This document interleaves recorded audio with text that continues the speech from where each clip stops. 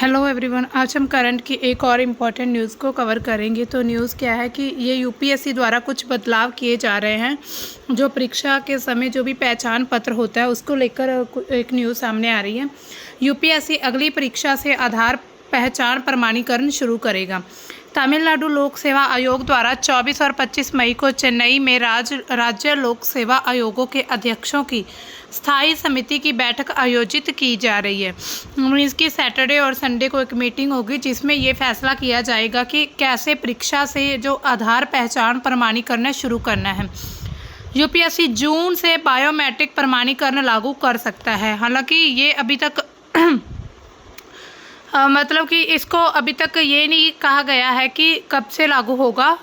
ये एक अनुमान लगाया जा रहा है कि अभी जो प्री का एग्ज़ाम है यूपीएससी का, उसके बाद जो मेंस आएगा सितंबर में, हो सकता है तब से ये सिस्टम शुरू किया जाए। चर्चा में क्यों है? तमिलनाडु लोक सेवा आयोग की मेज़बानी में 24 और 25 मई को चेन्नई में लोक सेवा आयोग के अध्यक्षों की स्थायी समिति की बैठक में सेवाओं के लिए भर्ती प्रक्रिया, निष्पक्ष और पारदर्शी परीक्षा प्रक्रिया, सर्वोत्तम प्रथाओं को साझा करने, परीक्षा प्रक्रिया में प्रौद्योगिकी के उपयोग और भर्ती प्रक्रिया में आने वाले कानूनी मुद्दों के प्रबंधन से संबंधित विभिन्न मुद्दों पर चर्चा की जाएगी।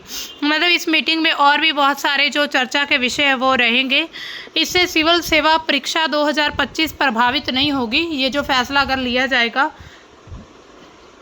जो यूपीएससी सूत्रों के अनुसार रविवार को 80 केंद्रों पर आयोजित होने वाली एक जो मीटिंग हो रही है संडे को, जब प्री का एग्ज़ाम है उसी दिन, और ये 80 के मतलब सेंटर होंगे जहां पर ये मीटिंग होगी, जिसमें लगभग ये 80 केंद्र हैं जहां पर ये परीक्षा होगी, और जिसमें लगभग 9.5 लाख छात्रों के उपस्थित होने की उम्मीद है। मतलब 9.5 लाख स्टूडेंट्स ये एग्ज़ाम देने आएंगे। तो ऐसे में ये प्री से शुरू नहीं किया जाएगा ये प्रमाणीकरण। मेंस के बाद ऐसा अनुमान लगाया जा रहा है कि मेंस के बाद शुरू होगा। यूपीएससी आधार पहचान प्रमाणीकरण क्यों शुरू कर रहा है? सबसे पहला कारण है कि ऐसा बदलाव क्यों किया जा रहा है। संघ लोक सेवा आयोग यूपीएससी आधारित पहचान प्रमाणीकरण शुरू करने जा रहा है ताकि सिविल सेवा परीक्षाओं में जो धोखाधड़ी और पहचान की चोरी को रोका जा सके। यह कदम विशेष रूप से पूजा खेड़कर मामले के बाद उठाया गया है, जहां पर फर्जी पहचान और कोटा दुरुपयोग के आरोप सामने आए थे। आपको याद हो, अगर पूजा खेड़कर का एक मामला सामने आता है और उसमें उनके जो फर्जी पहचान पत्र है, ऐसे कुछ बहुत सी बातें सामने आ जाती हैं। दुरुपयोग, उन्होंने अपने जो कोटा का दुरुपयोग किया था, तो इसी वजह से अब यूपीएससी परीक्षा के जो भी वेरिफिकेशन होती है, मतलब वहाँ पर जो उपस्थित होने वाले स्टूडेंट्स हैं उनके जो भी पहचान प्रमाणीकरण है उसमें बदलाव करने की सोच रहे हैं। आधार प्रमाणीकरण स्वैच्छिक होगा और इसे वन टाइम रजिस्ट्रेशन पोर्टल पर पंजीकरण आवेदन प्रक्रिया परीक्षा केंद्रों पर लागू किया जाएगा। इसका उद्देश्य परीक्षा प्रक्रिया में पारदर्शिता, सुरक्षा और विश्वसनीयता को बढ़ाना है। यह प्रक्रिया आधार अधिनियम 2016 और यूआईडीएआई के दिशा निर्देशों के अनुसार होगी। इस घटनाक्रम का सिविल सेवा परीक्षा प्रारंभिक परीक्षा 2025 पर कोई प्रभाव नहीं पड़ेगा। ये हमने देखा, इस पर कोई भी इफेक्ट नहीं होगा जो प्री एग्जाम हो रहा है। सत्यापन प्रणाली में फिंगरप्रिंट पहचान, चेहरे की पहचान और ई प्रवेश पत्र की क्यूआर कोड स्कैनिंग की सुविधा होगी। परीक्षाओं के दौरान कदाचार की पहचान करने और उसे रोकने के लिए लाइव एआई सुविधा युक्त सीसीटीवी ट्रैकिंग का भी उपयोग किया जाएगा। मतलब जो लाइव रिकॉर्डिंग होगी एग्जाम देने वाले स्टूडेंट्स की, वो भी करी जाएगी। पूजा खेड़कर मामले के बाद एक्टिव हुआ यूपीएससी। पूजा खेड़कर मामला एक हाई प्रोफाइल विवाद है जिसमें 2023 बैच की महाराष्ट्र कैडर की पूर्व प्रशिक्षु आईएएस अधिकारी पूजा मनोरमा दिलीप खेड़कर पर संघ लोक सेवा आयोग की सिविल सेवा परीक्षा 2022 में धोखाधड़ी और गलत तरीके से अन्य पिछड़ा वर्ग ओबीसी विकलांगता कोटा लाभ हासिल करने का आरोप लगा है। यह मामला 2024 में तब सुर्खियों में आता है जब पूजा खेड़कर की गलत गतिविधियों और विशेष अधिकारों के दुरुपयोग की शिकायतें सामने आती हैं, तो तब ये मामला उसका सामने आ जाता है। अब देखिए कौन है ये पूजा खेड़कर।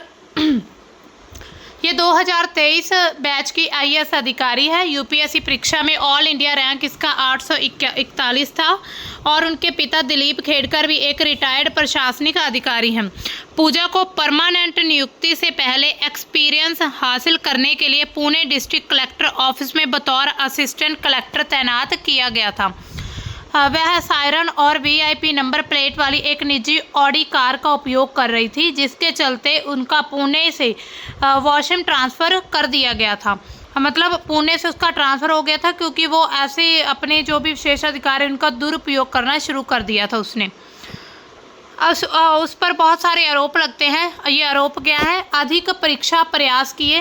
पूजा पर आरोप है कि उन्होंने अपनी पहचान बदलकर, जैसे कि नाम, माता पिता का नाम, फ़ोटो, हस्ताक्षर, ईमेल, मोबाइल नंबर और पता, ये सब कुछ बदलकर यूपीएससी नियमों के तहत अनुमत प्रयास हो, यानी कि OBC के लिए 9 जो अटैम्प्ट होते हैं उससे अधिक बार परीक्षा दी है। कुल मिलाकर उन्हें 11 बार परीक्षा दी है। तो ये भी पहला आरोप लगता है उन पर। इसके बाद फर्जी विकलांगता का सर्टिफिकेट। पूजा ने 2022 में यशवंत राव चौहान मेमोरियल अस्पताल से 7% लोकोमोटर विकलांगता प्रमाण पत्र प्राप्त किया, जबकि यूपीएससी नियमों के अनुसार कोटा लाभ के लिए कम से कम 40% विकलांगता जरूरी है। उन्होंने दुष्ट बाधितता और मानसिक बीमारी का दावा किया, लेकिन एम्स दिल्ली में अनिवार्य चिकित्सा जांच से बार बार इनकार किया है और कोविड का बहाना बनाकर, मतलब उन्होंने बहाना बनाया कोविड का, और उनकी जो भी बाद में वेरिफिकेशन जो भी मेडिकल जांच होती है उसमें उन्होंने मना कर दिया था। OBC गैर क्रीमी लेयर का दुरुपयोग। पूजा ने OBC गैर क्रीमी लेयर कोटा का लाभ लिया, जबकि उनके परिवार की आय करोड़ों में और संपत्ति इस कोटे की पात्रता से अधिक थी, फिर भी उन्होंने गैर क्रीमी लेयर का जो लाभ उठाया था। विशेषाधिकारों के दुरुपयोग। पूजा ने पुणे में प्रशिक्षु सहायक कलेक्टर के रूप में काम करते हुए अनधिकृत रूप से विशेष सुविधाओं की मांग की, जैसे निजी ऑडी कार थी, उन पर लाल नीली बत्ती लगाई। फिर महाराष्ट्र सरकार का बोर्ड, अलग कार्यालय, वाहन, कर्मचारी जो प्रशिक्षु अधिकारियों को नहीं मिलते हैं, तो उन्होंने ये सारे लाभ लिए थे। उन्होंने अतिरिक्त कलेक्टर अजय मौर्य के चैम्बर पर बिना अनुमति कब्जा कर लिया और फर्नीचर भी हटवा दिया था। पुणे कलेक्टर सुहास तिवासे ने उनके व्यवहार और मांगे की शिकायत महाराष्ट्र के मुख्य सचिव को की थी, जिसके बाद उनका तबादला वाशिम जिले में कर दिया गया था। अन्य विवाद भी हुए थे उन पर। माता पिता से संबंधित कुछ विवाद सामने आते हैं। पूजा की मां मनोरमा खेड़कर अहमदानगर के भालगांव की सरपंच थी, पर एक किसान के साथ जमीन विवाद में पिस्तौल लहराने का उन पर आरोप लगता है। इसका एक वीडियो वायरल होता है, जिसके बाद पुणे पुलिस ने उनके खिलाफ आर्म्स एक्ट के तहत मामला दर्ज किया था और उन्हें 14 दिनों की न्यायिक हिरासत में भेजा था। पूजा के पिता दिलीप खेड़कर रिटायर्ड IAS अधिकारी 2024 में अहमदनगर से वंचित बहुजन आघाड़ी के उम्मीदवार हैं, पर आय से अधिक संपत्ति का मामला चल रहा है। पूजा पर यह भी आरोप है कि उन्होंने पनवेल पुलिस स्टेशन में चोरी के एक मामले में हिरासत में लिए गए व्यक्ति को रिहा करने के लिए DCP रैंक के अधिकारी पर दबाव भी डाला था। तो ये उन पर आरोप लगते हैं। और इस पर कानूनी कार्रवाई क्या की जाती है? यूपीएससी की कार्रवाई होती है। सबसे पहले यूपीएससी ने जुलाई 2024 में पूजा की उम्मीदवारी रद्द कर दी और उन्हें भविष्य की सभी परीक्षाओं से प्रतिबंधित कर दिया। आयोग ने उनके खिलाफ धोखाधड़ी, जालसाजी और IT एक्ट व विकलांग व्यक्तियों के अधिकार अधिनियम 2016 के तहत दिल्ली पुलिस में FIR दर्ज की है। केंद्र सरकार की कार्रवाई क्या थी? सितंबर 2024 में केंद्र सरकार ने पूजा को ISA से तत्काल प्रभाव से बर्खास्त कर दिया था। दिल्ली पुलिस जांच होती है। दिल्ली पुलिस ने पूजा के खिलाफ आपराधिक मामला दर्ज किया और उनकी हिरासत में पूछताछ की मांग की, ताकि फर्जी प्रमाण पत्रों से जुड़े बड़े षड्यंत्र का पता लग सके। इस पर न्यायिक कार्रवाई क्या होती है? दिल्ली हाईकोर्ट ने दिसंबर 2024 में पूजा की अग्रिम जमानत याचिका खारिज कर दी थी, ये कहते हुए कि ये यूपीएससी और समाज के खिलाफ धोखाधड़ी का एक मामला है। सुप्रीम कोर्ट ने जनवरी 2025 में उनकी गिरफ्तारी पर 14 फरवरी तक अंतरिम रोक लगा दी थी। मतलब कि यूपीएससी के द्वारा तो कार्रवाई की गई थी, लेकिन अलग से सुप्रीम कोर्ट द्वारा भी उस पर कार्रवाई हुई थी और फिर बाद में 17 मार्च तक उसकी जो भी अंतरिम रोक थी उसको बढ़ा दिया गया था।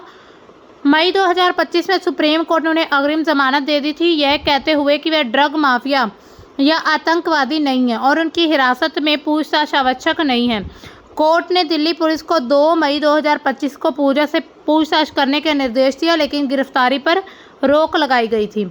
यूपीएससी में फिर सुधार होने शुरू हो जाते हैं। इसके बाद पूजा खेड़कर मामले के बाद यूपीएससी ने 2025 की सिविल सेवा परीक्षा के नियमों में बदलाव किए, जिसमें शुरुआती चरण में ही शैक्षिक जाति विकलांगता प्रमाण पत्र अपलोड करने की आवश्यकता शामिल है।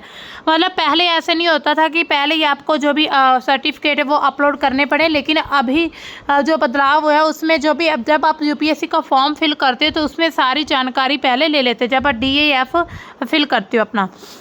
यूपीएससी ने आधार आधारित बायोमेट्रिक सत्यापन, चेहरा पहचान और AI आधारित CCTV निगरानी जैसे उपायों को लागू करने की योजना बनाई है।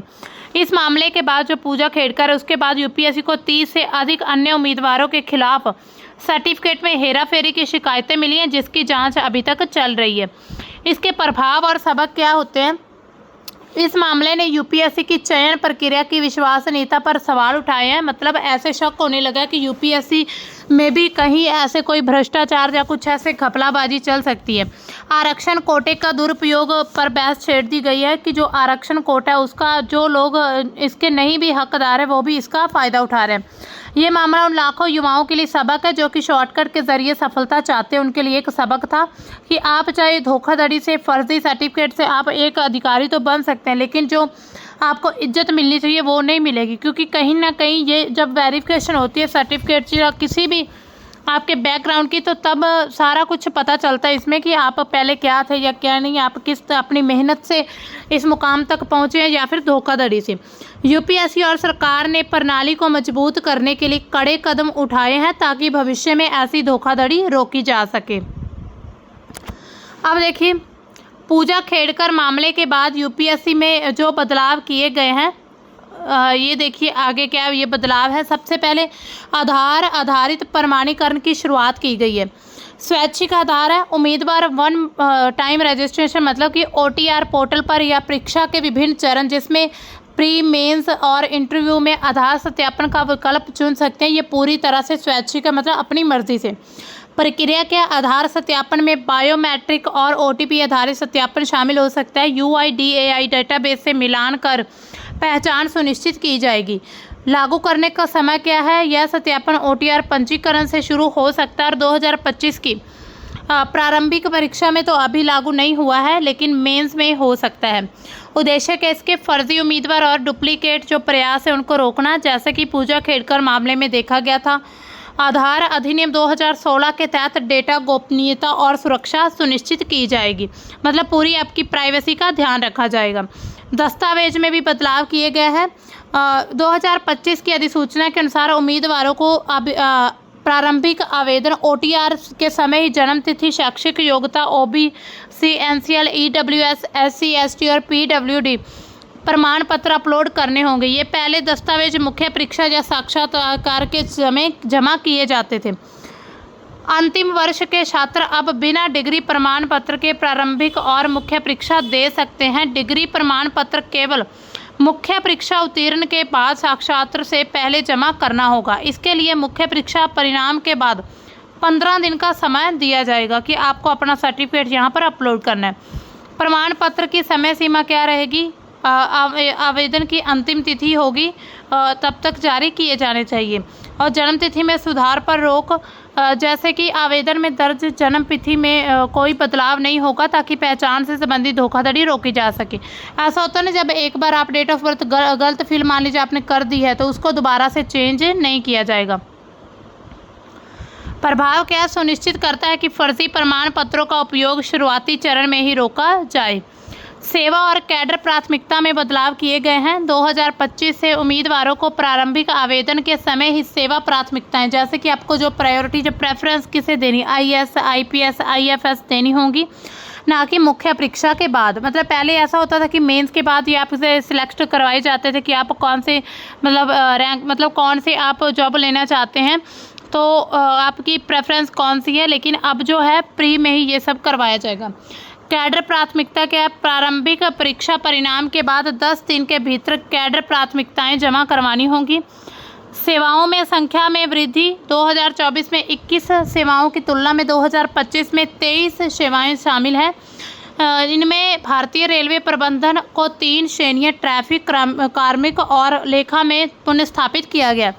उद्देश्य क्या? प्रारंभिक चरण में प्राथमिकताएं जमा करने से यूपीएससी को भर्ती और कैडर आवंटन की प्रक्रिया को तेज करने में मदद मिलेगी। तकनीकी और निगरानी उपाय किए गए हैं। यूपीएससी ने परीक्षा केंद्रों पर एआई आधारित सीसीटीवी निगरानी और चेहरा पहचान तकनीक लागू करने के लिए टेंडर जारी किए। यह 20 सितंबर 2024 से शुरू होने वाली मुख्य परीक्षा से लागू हो सकते हैं। मेंस की जो ये 2025 होगा आई थिंक, हाँ ये 2024 में तो शुरू नहीं हुआ, अब 2025 में शुरू हो सकता है। बायोमेट्रिक का फिंगरप्रिंट और चेहरा पहचान के माध्यम से उम्मीदवारों की पहचान की पुष्टि की जाएगी। उद्देश्य के इसके डमी उम्मीदवार और धोखाधड़ी को रोकना, साथ ही परीक्षा प्रक्रिया में पारदर्शिता को बढ़ावा देना। ये प्रभाव इसका क्या होगा? यह तकनीक पूजा खेड़कर जैसे मामलों को रोकने में मदद करेगी जहां पर उम्मीदवार ने बार बार अपनी पहचान बदली थी। रिक्तियों में कमी। पूजा खेड़कर मामले ने यूपीएससी की चयन प्रक्रिया की विश्वसनीयता पर सवाल उठाए हैं, जिसके बाद रिक्तियों की संख्या को और सटीक करने की कोशिश की गई है। सुधार इसके लिए क्या किया है? 2025 के लिए यूपीएससी ने 979 रिक्तियों की घोषणा की है, जो कि 2022-24 के 1000+ रिक्तियों से कम है। इनमें सिविल सेवा के लिए 979 और भारतीय वन सेवा IFOS इंडियन फोर्स सर्विस के लिए 150 रिक्तियाँ शामिल हैं। कम रिक्तियां सुनिश्चित करती हैं कि केवल सबसे योग्य उम्मीदवार चुने जाएं, जिससे गुणवत्ता पर ध्यान केंद्रित हो। साक्षात्कार और प्रक्रिया में पारदर्शिता, मतलब इंटरव्यू का जो प्रोसेस है उसमें पारदर्शिता। इंटरव्यू रिकॉर्डिंग होगी। कुछ विशेषज्ञों और एक्सपर्ट चर्चाओं में सुझाव दिया गया कि यूपीएससी जो इंटरव्यू की रिकॉर्डिंग कर सकता है ताकि पारदर्शिता बनी रहे। हालांकि गोपनीयता और उम्मीदवारों की सहायता को ध्यान में रखते हुए इसे सार्वजनिक नहीं किया जाएगा, मतलब इसको पब्लिकली नहीं किया जाएगा, लेकिन फिर भी इसकी रिकॉर्डिंग रखी जाएगी। कल को अगर कोई भी धोखाधड़ी का मामला सामने आता है तो उस पर जो इंटरव्यूअर है उनकी भी जांच हो सकती है।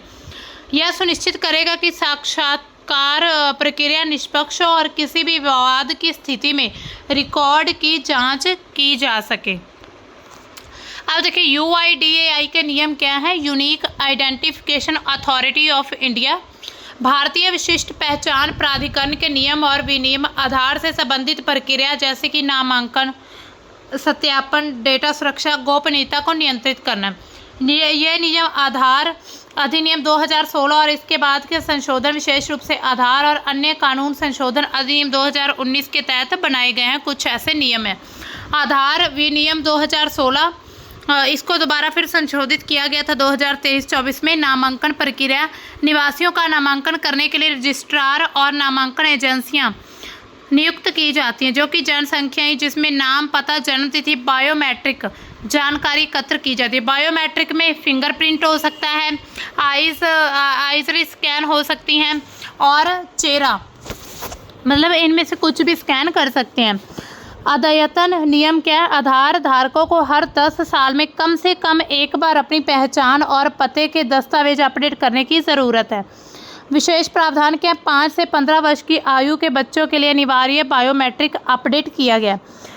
संशोधन 2024 किया गया था, जिसमें ऑनलाइन ऑफलाइन दोनों मोड में अपडेट की अनुमति दी गई, जिसमें यूज़र फ्रेंडली फॉर्म जैसे कि फॉर्म 8 विदेशी निवासियों के लिए, फॉर्म 9 18 वर्ष की आयु के लिए आधार रद्द करने के लिए शामिल हैं।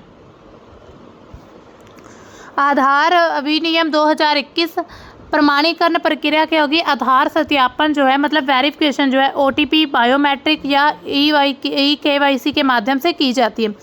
सत्यापन जो वेरिफिकेशन स्वैच्छिक है, ऑप्शनल है। आप कोई भी व्यक्ति आधार ना होने या ना देने के कारण सेवाओं से वंचित नहीं किया जाएगा।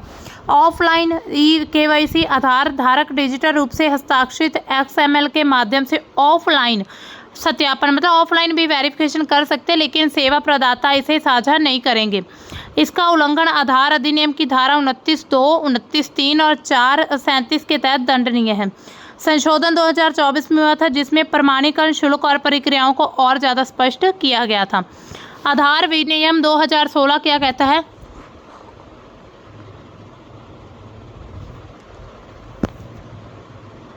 इसमें आधार डेटा की गोपनीयता और सुरक्षा सुनिश्चित करने के लिए डेटा वॉल्ट में जानकारी एन्क्रिप्ट की जाती है और एन्क्रिप्शन कुंजी हार्डवेयर सुरक्षा मॉड्यूल में संग्रहित की जाती है। केवल अधिकृत प्रणालियों को डेटा तक पहुंच दी जाती है और पहुंच सख्ती से नियंत्रित होती है। आधार नियम 2020 केंद्र या राज्य सरकार के विभाग सामाजिक कल्याण, नवाचार और ज्ञान के प्रसार के लिए आधार सत्यापन का उपयोग कर सकते हैं, जिससे डिजिटल प्लेटफॉर्म के माध्यम से सुशासन और सामाजिक लाभों की रक्षा सुनिश्चित होती है।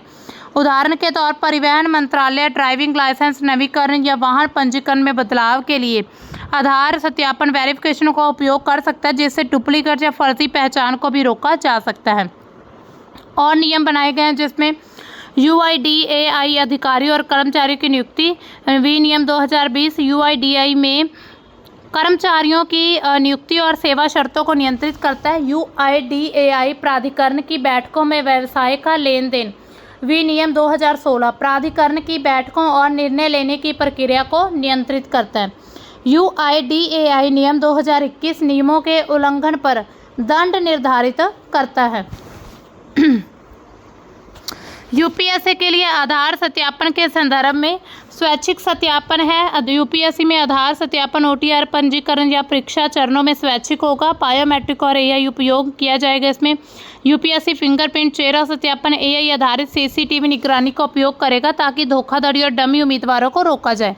UIDAI अनुपालन होगा। यूपीएससी को आधार सत्यापन के लिए UIDAI नियम जैसे कि डेटा गोपनीयता, एन्क्रिप्शन का पालन करना होगा। वैकल्पिक पहचान होगी। आधार सत्यापन न करने वाले उम्मीदवार वैकल्पिक दस्तावेज आदि का उपयोग कर सकते हैं। अन्य महत्वपूर्ण तथ्य क्या हैं? गोपनीयता और सुरक्षा का ध्यान रखा जाएगा। आधार डेटा की सुरक्षा के लिए UIDAI सख्त प्रोटोकॉल लागू करता है, जिससे एन्क्रिप्टेड डेटा वॉल्ट और सीमित पहुंच में शामिल होता है। 10 वर्षीय अपडेट होगी। आधार धारकों को हर 10 साल में जनसंख्या जानकारी को अपडेट करना होगा, जिसमें आपका नाम, पता, मोबाइल नंबर और जो भी होता है, डेट ऑफ बर्थ। और शिकायत निवारण आधार से संबंधित शिकायतों के लिए UIDAI क्षेत्रीय कार्यालय या टोल फ्री नंबर 1947 पर संपर्क किया जा सकता है। कानूनी ढांचा आधार अधिनियम 2016 और इसके संशोधन UIDAI के सभी नियमों और प्रक्रियाओं का आधार है। तो ये कुछ ऐसे महत्वपूर्ण तथ्य जिसको ध्यान में रखकर ये आधार वेरिफिकेशन किया जाएगा। तो ये थी हमारी आज की न्यूज़, जिसमें हमने देखा कि यूपीएससी के द्वारा कुछ ऐसे मामले सामने आते हैं जो यूपीएससी के मतलब यूपीएससी के एग्ज़ाम के बाद कुछ ऐसे मामले आते हैं जिसकी वजह से यूपीएससी में बदलाव करना अनिवार्य हो जाता है। और इसी वजह से जो आधार सत्यापन, आधार पहचान जो प्रमाणीकरण है उसको लागू किया गया है। तो मिलते हैं हम अपनी नई न्यूज़ के साथ। तब तक के लिए बाय। Thanks for watching.